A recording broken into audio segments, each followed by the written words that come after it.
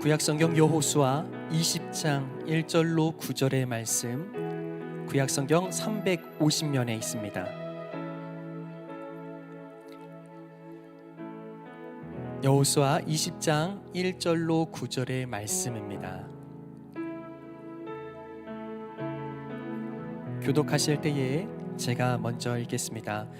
여호와께서 여호수아에게 말씀하여 이르시되 이스라엘 자손에게 말하여 이르기를 내가 모세를 통하여 너희에게 말한 도피성들을 너희를 위해 정하여 부지 중에 실수로 사람을 죽인 자를 그리로 도망하게 하라. 이는 너희를 위해 피의 보복자를 피할 곳이니라. 이 성읍들 중에 하나에 도피하는 자는 그 성읍에 들어가는 문 어귀에 서서 그 성읍의 장로들의 귀에 자기의 사건을 말할 것이요 그들은 그들 성읍에 받아들여 한 곳을 주어 자기들 중에 거주하게 하고 피의 보복자가 그의 뒤를 따라온다 할지라도 그들은 그 살인자를 그의 손에 내주지 말지니 이는 본래 미워함이 없이 부지 중에 그의 이웃을 죽였음이라. 또는 그 당시 대제사장이 죽기까지 그 성읍에 거주하다가 그 후에 그 살인자는 그 성읍 곧 자기가 도망하여 나온 자기 성읍 자기 집으로 돌아갈지니라 하라 하시니라.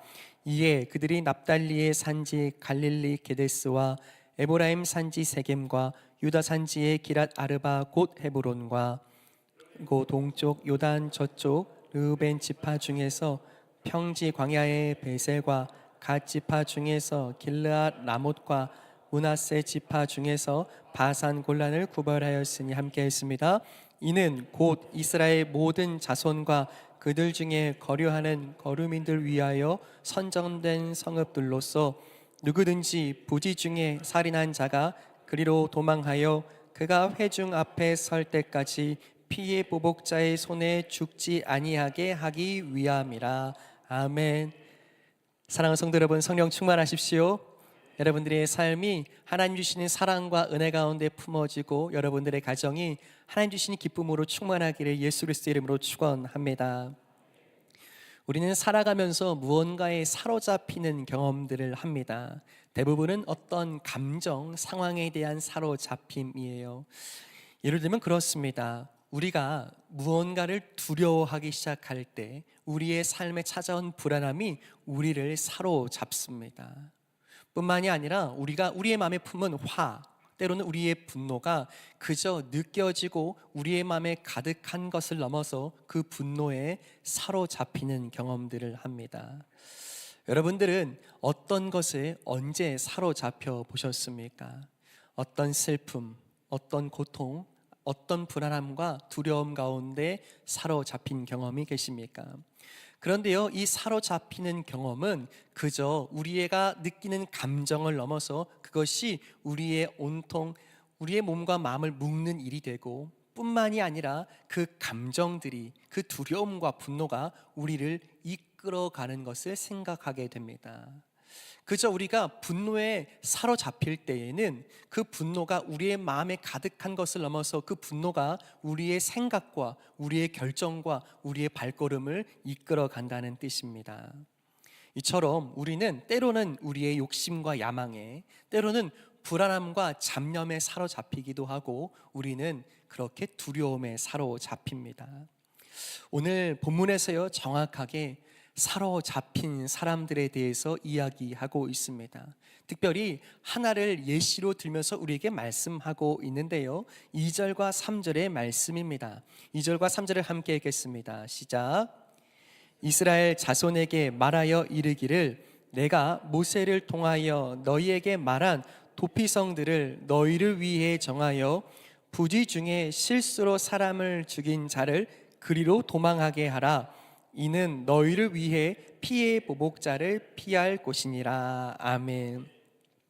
자, 오늘 말씀을 읽으니까요, 이것을 예로 들고 있습니다. 도피성이요. 이것은 오래전에 모세에게 하나님께서 너희가 가나안 땅에 들어가 너희의 땅을 분배받거든 도피성을 세워야 한다라고 하신 말씀을 실천하는 부분입니다. 다시 말하면 이제 이스라엘의 12지파가 땅을 분배받은 후에 그 지파들 가운데 도피성, 곧 도망하여 피할 성을 마련해야 하는 겁니다. 여러분, 누구를 위한 도망이고 도피입니까? 3절에 보니까요, 피의 보복자를 피할 곳이라고 말합니다. 피의 보복자, 무슨 뜻이냐면 성경이 말씀하신 대로 무언가 잘못을 하면, 무언가 큰 손해를 입히면 그 손해대로 무언가를 갚아주기 위한, 보복하기 위한 일들이 실제로 있었다는 거예요. 좀 더 설명드리면 이렇습니다. 이것은 곧 동해보복법을 기초합니다. 어떤 법이요? 저를 따라 하실까요? 동해보복법. 무슨 뜻일까요? 여기서 동해는 동쪽 바다가 아닙니다. 여기서 동해는요, 같을 동자고 해했다는 뜻이에요. 곧 내가 해한 대로 보복하고 보복을 받는 일입니다. 대표적으로 성경이 말하는 대로 눈에는 눈, 이에는 이입니다. 그래서요, 동해보복법인 겁니다. 조금 더 설명해 보면 이렇죠. 여러분, 누군가 나를 한 대 세게 때렸습니다. 그럼 어떻죠? 아프죠. 그러면 몇 대 때려주면 될까요? 한 대를 맞았어요. 그럼 몇 대 때리면 되겠죠? 2대. 감사합니다. 2대 때리면 다행입니다. 어떻게 해야 내가 지금 한 대 맞은 거를 갚아줄 수 있을까? 뭔가 그 마음에 들끓는 분노와 내가 갚아주겠다는 이 억울한 마음이 막 일어났다는 사실입니다. 그런데 이 동해보복법은요, 받은 대로만 갚으라는 뜻이에요. 어쩌면 무질서할 수 있는 범죄를 두려워하고 너희는 너희가 어떻게 행할지를 삼가 주의하라고 하는 말씀이기도 하면서, 그것이 또한 우리가 복수심에 가득해서 한 대 맞았는데 10대 때려주고 싶은 마음을 절제하고, 한 대 맞았으면 한 대만 갚으라는 우리를 살리기 위한 말씀이기도 한 줄 믿습니다. 그런데 오늘 일어난 일은 어떻게 해결할 수 없는 큰 잘못이었습니다. 사람이 죽은 겁니다. 그런데 고의가 아니었습니다. 실수였습니다. 부지 중에, 알지 못한 중에 그 사람을 해한 겁니다. 성경이 또한 예시로 들고 있는 예를 한번 생각해 본다면, 나무를 팰 때에 도끼를 크게 휘둘러서 나무를 베는데 이 연장을 잘 정비하지 못했습니다. 그래서요, 나무를 향해서 크게 휘둘렀는데 그 도끼의 날이 빠져 저 옆에 있는 친구와 동료를 향해 날아간 겁니다. 그리고 어떻게 되었습니까? 그 친구와 동료가 그 자리에서 죽어버린 겁니다.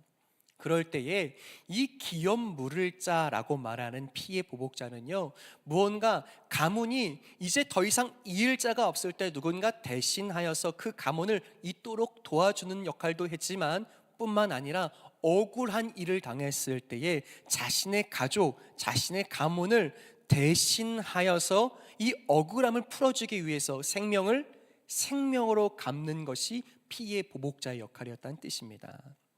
다시 말하면 실수였든 아니든 사람이 죽었고 내 가족이 죽었으니 당신도 죽어 마땅하다라고 하면서 보복하여 일어난 것이죠. 자, 그럴 때요, 이제 이 고대 사회에서 일반적으로 일어났던 이 복수, 이 보복을 하나님께서 다루시기 시작하는 거예요. 어떻게요? 오늘 이 도피성을 통하여 다루시고 있는 겁니다. 자, 오늘 말씀이요, 또한 이렇게 가르치고 있는데요, 1절과 2절을 한 번 더 같이 읽었을 텐데요, 1절과 2절을 한 번 더 같이 읽도록 하겠습니다. 1절과 2절입니다. 시작. 여호와께서 여호수아에게 말씀하여 이르시되 이스라엘 자손에게 말하여 이르기를 내가 모세를 통하여 너희에게 말한 도피성을 너희를 위해 정하여. 아멘. 여러분, 이 도피성은 하나님을 위한 것이라고 이야기하지 않고 너희 서로를 위한 것이라고 말씀합니다. 하나님께서요, 이 보복, 우리를 사로잡을 수 있는 불안과 두려움을 다루시겠다는 뜻입니다. 여러분, 여기에는요, 두 존재가 등장합니다. 어떤 사람들입니까?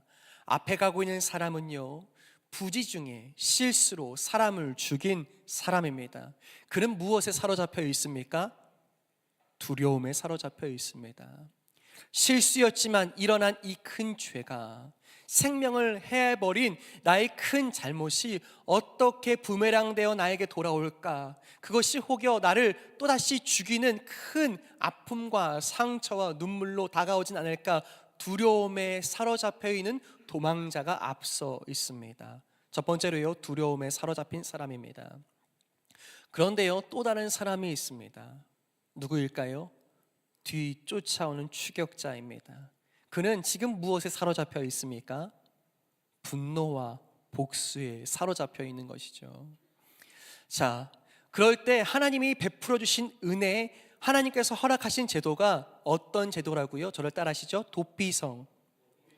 도피성. 여러분, 도피성, 누구를 위한 도피성입니까? 앞선 두려움에 사로잡힌 자를 위한 도피성입니까? 아니면 쫓아오는 추격자, 피해 보복자를 위한 도피성입니까? 여러분 기억하십시오. 이 둘 모두를 위한 도피성입니다.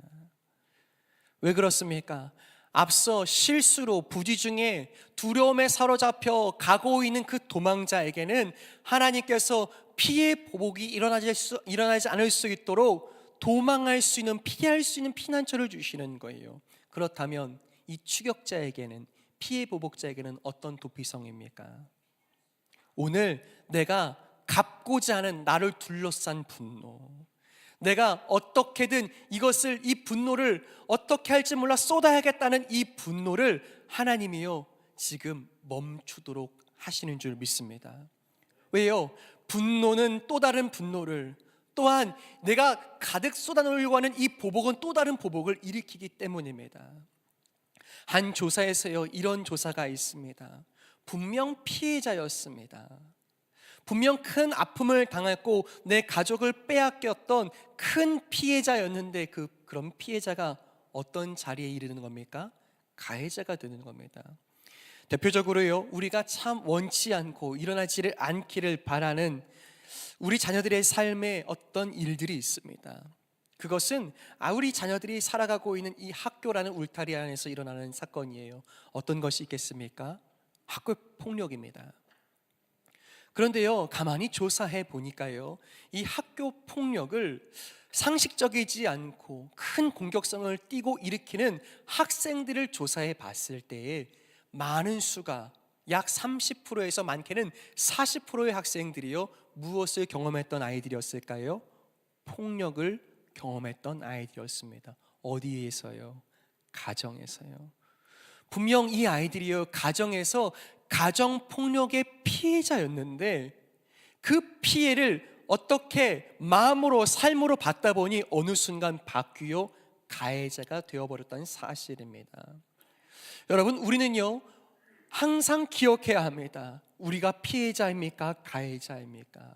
언제라도요 피해자는요 그 피해자의 자리에서 가해자가 될 수 있다는 사실입니다.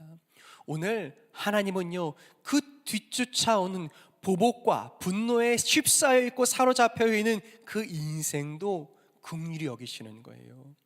더 이상 너의 분노가 너를 집어삼키지 못하도록, 오늘 너의 아픔에, 너의 삶에 있는 그 큰 어려움과 갈등과 나는 피해자라고 생각하는 큰 눈물의 자리가 너의 삶에 얼룩지지 못하도록 지키시는 자리, 그 보복이 가능하지 못하도록 이 피해 보복자를 멈춰 세우시는 은혜가 임한 줄 믿습니다.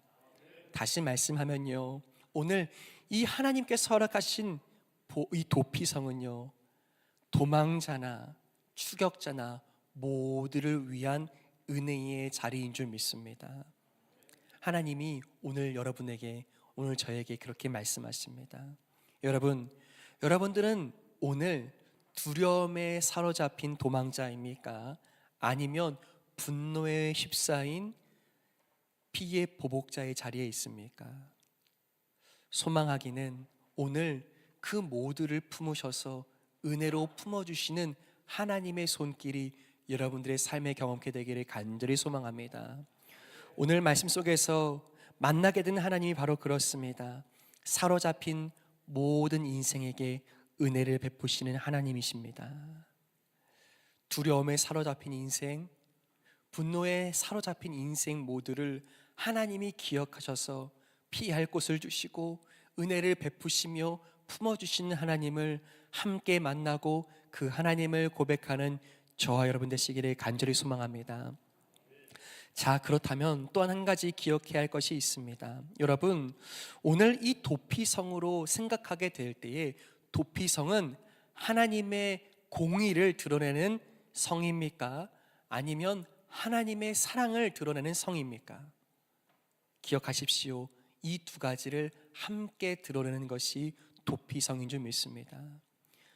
하나님은요, 반드시 그 죄를 판단하시고 심판하시는 하나님이신 줄 믿습니다. 그것이 부지 중에 일어나는 죄일지라도요, 그 죄를 하나님은 다루시는 거예요. 크던 작던 그 죄를 다루시고 심판하시는 하나님이십니다. 그런데요, 심판하실 뿐만 아니라 또한 어떻게 하십니까? 사랑으로 품어주십니다. 그것이 실수였는지 아니면 고의였는지, 그저 우리는 그 모든 죄를 그저 우리가 가지고 있는 법조항 몇 가지로 그 죄를 판단할지 모르나 하나님은요, 그 사랑으로 품어주셔서 공의롭게 재판하시나 또한 사랑과 긍휼로 품어주시는 하나님이 우리의 하나님이신 줄 믿습니다. 공의로운 하나님을 만나십시오. 더불어 사랑으로 품어주시는 자비로운 하나님을 만나는 여러분 되시기를 간절히 소망합니다. 그래서요, 시편 85편 10절은 이렇게 고백합니다. 함께 읽겠습니다. 시작. 인애와 진리가 같이 만나고 의와 화평이 서로 입맞추었으며. 아멘. 하나님은 어떤 분이세요? 죄와 타협하지 않으시되 동시에 연약한 자들에게 은혜를 베푸시는 하나님이십니다. 사랑하는 여러분, 그 하나님이 오늘 저와 여러분들 모두를, 사로잡힌 인생 모두를 품으시는 하나님이신 줄 믿습니다. 그렇다면 오늘 우리도 품어야 할 것 아니겠습니까? 여러분, 오늘 우리가 살아가는 이 시대와 이 나라가 어떻게 흘러가고 있습니까? 여러 기사와 뉴스들을 보면요, 어디나 할 것 없이 서로를 적대시하며 내 생각과 입장이 다르다는 이유로 얼마나 크게 갈등하고 분열하고 있는지 모릅니다. 여러분께 여쭙겠습니다. 여러분, 정말 그것이 하나님 기뻐하시는 뜻이 맞겠습니까? 하나님이 정말 이 나라와 이 땅과 이 민족이 생각과 입장과 이념과 정치적 입장으로 끊임없이 나뉘라고 말씀하고 계신 것이 확실합니까? 오늘 말씀에서 이렇게 고백합니다. 누가 도피성에 피할 수 있는가? 누가 도피성에 살 수 있는가? 9절에 기록하고 있습니다. 오늘 저와 여러분들을 위해서 주시는 말씀이기도 합니다. 9절을 함께 읽겠습니다. 시작. 이는 모든 자손과 그들 중에 거류하는 거류민을 위하여 선정된 성읍들로서 누구든지 부지 중에 살인한 자가 그리로 도망하여 그가 회중 앞에 설 때까지 피해 보복자의 손에 죽지 아니하게 하기 위함이라. 아멘. 여러분 기억하십시오. 하나님께서 품으시는 그분의 도피성에 피할 수 있는 사람들은 9절 말씀 그대로 모든 사람 누구든지인 줄 믿습니다. 특별히 9절에서 말하기를요, 여기서 이렇게 되어 있습니다. 상반절에 이는 곧 이스라엘 모든 자손과 그들 중에 거류하는 거류민을 위하여 선정된 성읍이라고 말씀하세요. 무슨 뜻이냐면 이스라엘 백성들 입장에서는 결코 이해할 수 없고 생각을 달리하며 품어질 수 없는 거류민들, 곧 이방인들입니다. 그들이 잘못했을지라도 그들까지도 도피성에서는 품어지는 은혜, 그 이방인들까지도 품어질 수 있는 하나님의 구원하심이 이 도피성에 있더라면 전혀 상관없고 반대편에 있었던 것 같은 이방인까지 구원하시기 원하시는 하나님이 그분의 성품과 손길로 구원하신다면 이 나라와 이 민족을 위하시는 하나님의 뜻은 무엇이겠습니까? 보수가 진보를, 진보가 보수를 적대시하며 너는 우리 편인가 저들 편인가 라고 끝까지 나누는 것을 정말 주님이 기대하시겠습니까? 사랑하는 여러분, 깨어있길 축복합니다. 하나님께서 원하시는 것은 어떻게 믿음 안에서 하나님의 이 성품이 우리를 통하여 이 나라와 민족 가운데 드러나게 될 것인가 기도하며 깨어있는 것, 그것이 성도다운 도피성에 사는 사람들인 줄 믿습니다. 오늘도 그렇게 우리를 품으시며 이 땅 가운데 기대하시는 그 도피성이 우리를 통하여 또한 여러분들과 이 교회와 조국의 모든 교회들을 통하여 하나님께서 베푸시고 은혜와 자비를 허락하실 줄 믿습니다. 자, 그렇다면 오늘 그렇게 모든 사람들 누구든지 이방인까지 사로잡힌 인생들을 위하여 베푸신 손길과 은혜가 이 도피성에 있었다면 이제 이 도피성의 특징이 무엇인가를 오늘 말씀이 이어서 기록하고 있습니다. 5절과 6절에 기록하고 있는데요, 함께 5절과 6절을 읽겠습니다. 시작. 피의 보복자가 그의 뒤를 따라온다 할지라도 그들은 그 살인자를 그의 손에 내주지 말지니 이는 본래 미워함이 없이 부지 중에 그의 이웃을 죽였음이라. 그 살인자는 회중 앞에 서서 재판을 받기까지 또는 그 당시 대제사장이 죽기까지 그 성읍에 거주하다가 그 후에 그 살인자는 그 성읍 곧 자기가 도망하여 나온 자기 성읍 자기 집으로 돌아갈지니라 하라 하시니라. 아멘. 오늘 이 말씀에서 기록하고 있는 도피성의 특징이 있습니다. 먼저는요, 도피성요 총 이스라엘 지파 가운데 6개 성읍이었습니다. 요단강을 중심으로 동편의 세 성읍, 서편의 세 성읍이었어요. 그런데요, 이 도피성의 위치를 살펴보면 이스라엘 지파 전체에 두루 퍼져 있습니다. 무슨 뜻이냐면 도피성과 도피성 간의 거리가요 약 40km부터 48km 사이였다는 뜻입니다. 여러분, 그렇다면 오늘 내가 부지 중에 실수로 큰 잘못을 저질러서 피하고자 했을 때에 얼마 만에 그 도피성에 도달할 수 있겠습니까? 오늘 바쁘게 분주히 일어나 내 상황과 억울함을 호소하며 피해야 할 도피성이었더라면요, 단 하루길이면 좋겠습니다. 왜요? 그저 하루길이면 은혜와 또한 그분의 자비하심으로 내가 살 길을 얻을 수 있는 도피성에 도달할 수 있었다는 뜻입니다. 하나님께서요, 그분의 백성들이 보복에 분노에 사로잡혀서 그 큰 어려움과 죄의 순환을, 이 악순환을 멈춰 서기 위하도록 하나님께서 은혜로 배치시켜 주신 것입니다.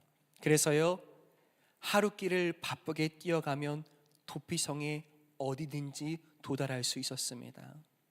뿐만 아니라 그 도피성으로 가는 길은요, 언제나 다른 길보다 잘 닦인 길이었어야 했습니다.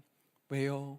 그 도피성으로 향하는 길에 어려움이 없을 수 있도록 하나님께서 그 길을 편만하게 하셨고, 그 도피성으로 이르렀을 때에 하나님께서 하루길이면 족할 수 있도록 자비를 베풀어 주신 것입니다. 그리고요, 그 길 위에는요 언제나 큰 표지판들이 있었습니다. 도피성으로 향하는 길이라고요. 언제 어디라도 은혜를 경험할 수 있도록, 어려움을 당했을 때 하나님의 품에 품며 안길 수 있도록 하나님께서 많은 것들로 은혜를 베풀어 주신 줄 믿습니다. 그렇다면 오늘 우리는 그 도피성을 어떻게 경험할 수 있습니까? 분명 큰 잘못을 저질러서 실수였으나 더 이상 돌이킬 수 없는 큰 어려움과 아픔이 우리 마음의 삶에 있을 때에 우리는 어디로 피할 수 있겠습니까? 사랑하는 여러분, 이 도피성 되시는, 언제나 우리가 피할 길 되시는 그 도피성이 우리의 믿는 바 예수 그리스도이신 줄 믿습니다. 어떻게 그러합니까? 사랑하는 여러분, 우리 예수님은 우리가 환난 날에, 우리가 어려움 가운데 있을 때에 예수 그리스도의 이름을 부르짖으며 원하며 그분 가운데 그분의 품 안에 피하고자 할 때에 언제나 주님은 우리 가까이 계신 주님인 줄 믿습니다. 하루길이 아니라 더 빠르게 주님의 품 안에 안겨 우리의 삶과 영원히 피할 수 있는 참된 도피성 되어주셔서 우리를 품어주시는 줄 믿습니다. 그렇다면 또한 다른 점도 있죠. 도피성에서는요, 그저 도피성에 피했기 때문에 살 길을 얻었던 것이 아니었습니다. 무슨 뜻이었냐면, 이제 내가 큰 잘못을 저질러서 도피성에 피하게 된다면 그냥 이것이 면죄부가 되어서 너는 괜찮아, 안전해 라고 말한 것이 아니었습니다. 도피성이 허락했던 것은요, 다른 것이 아니라 공정한 재판이었습니다. 이제 도피성에 도달하게 되면 그저 너희가 가지고 있던 모든 죄가 사라지는 것이 아니라 어떻게 해요? 정말 실수였는지, 고의성이 없었는지, 그래서 이 도피성에 참되게 머물 수 있는 사람과 사건이 맞는지를 검증했어야 했습니다. 그래서요, 공정하게 판결받고 재판받아 살 생명을 얻을 것인지 그렇지 않을 것인지를 재판을 통하여서 판결받았다는 뜻입니다. 그렇게요, 도피성은 실수로 죄를 지은 사람만 품어지게 되었습니다.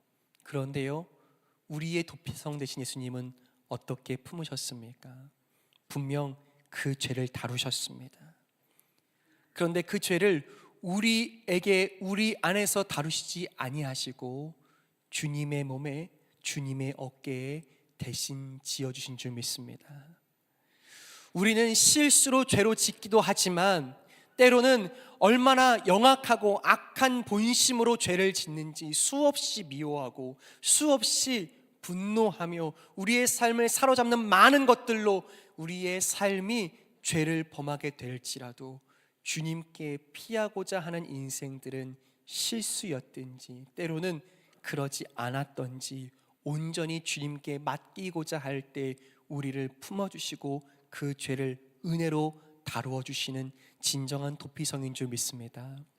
사랑하는 여러분, 오늘 어디에 피하시겠습니까? 여러분들의 삶에 기댈 곳이 어디에 있습니까? 인생의 거센 풍파 속에서 피할 곳을 찾아 때로는 쉼없이 일하고 나의 가지고 있는 소유가, 내가 가지고 있는 경제력이, 그래서 취하게 된 나의 명예가 나의 삶에 피할 곳, 피난처 될 것 같지만 여러분, 결코 그럴 일이 없습니다.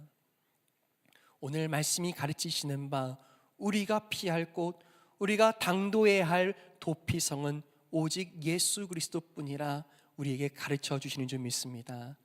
날마다 우리를 사로잡고 하는 많은 악한 시도들과 우리의 삶을 둘러싸고 있는 많은 눈물과 아픔 속에서 예수 그리스도의 십자가 앞에 피하십시오.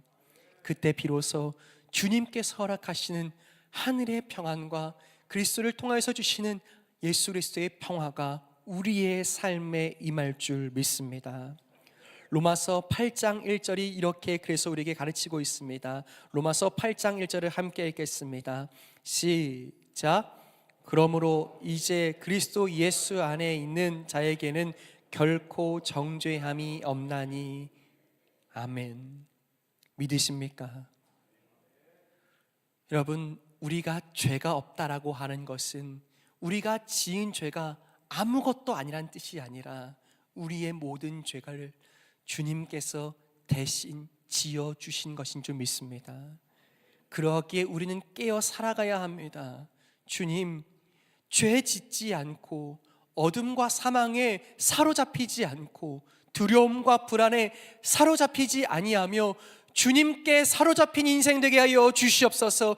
깨어 기도하고 엎드려 구할 때에 우리는 그때마다 십자가에 피한 인생이요 참된 도피성 되신 예수님께 품어진 인생이라 고백하게 될 줄 믿습니다. 여러분들의 삶이 어떤 어려움, 어떤 두려움이 허락되었든지 상관없이 주님께 피하기를 결심하십시오. 그렇게 결단하여 주님, 오늘 나의 두려움, 나의 분노, 나의 억울함 주님이 아십니다. 그러니 주님께서 나의 도피성 되어 주십시오 구할 때에 여러분들의 삶을 친히 다루어 가시고 여러분들의 삶을 친히 위로해 주실 줄 믿습니다. 사랑하는 여러분, 억울함이 있으세요? 주님께서 갚아주실 줄 믿습니다. 나의 손으로 갚지 아니하며 주님 갚아주실 것이기에 기대하고 기다리며 오늘 주님께 피하기를 선택할 수 있는 여러분 되시기를 간절히 축복합니다. 뿐만이 아니라 우리의 삶의 두려움과 불안함이 한 발짝도 걷지 못하게 할 때에, 그렇게 두려움에 휩싸여서 어디로도 갈 수 없다라고 말하게 될 때에 우리의 모든 생각과 우리의 모든 계획을 뛰어넘어 우리의 피난처 되시는 주님으로 말미암아 살게 되는 은혜가 있기를 예수 그리스도 이름으로 축원합니다. 말씀을 맺죠. 사랑하는 여러분, 예수님께서 우리의 진짜 도피성 되시는 줄 믿습니다. 그렇다면 오늘 우리에게 부탁하시는 거예요. 주님께 함께 품어줬던 은혜, 주님께서 품어주신 그 놀라운 사랑을 경험한 사람들이라면 우리는 이 땅에 표지판 되어야 할 줄 믿습니다. 도피성이 여기 있다고, 주님께 피하면 된다고, 그때 우리 삶에 있었던 두려움이 내 삶에 물러갔다고, 내 삶에 가득했던 분노가 사그러들고 어느 순간 내 마음에서 사라지고 살게 된 용기가 생겼다고, 도피성이 여기 있다고 보여주는 그 성으로 살아가는 그 성을 가리키는 복된 표지판들 저와 여러분 되기를 간절히 축복합니다. 사랑하는 여러분, 주님께서 우리에게 말씀하십니다. 내게 피하라고, 또한 내게 피할 길을 알리라고. 그것을 우리의 사명 삼고 우리의 소명 삼아 살아갈 때에 우리의 모든 두려움, 우리를 사로잡고 있는 모든 것들 가운데 자유함을 외치게 될 줄 믿습니다. 이 시간 함께 찬양했으면 좋겠는데요, 이런 찬양입니다. 나의 피난처 예수, 오직 주님만을 의지합니다. 오직 주님만을 사랑합니다. 나의 가는 길에 거센 바람이 몰아쳐와도 오직 주님 계시기에 나는 안전합니다. 그렇게 우리를 사로잡고 있는 모든 것들을 주님 앞에 맡겨놓으며 함께 고백했으면 좋겠습니다. 함께 찬양하죠.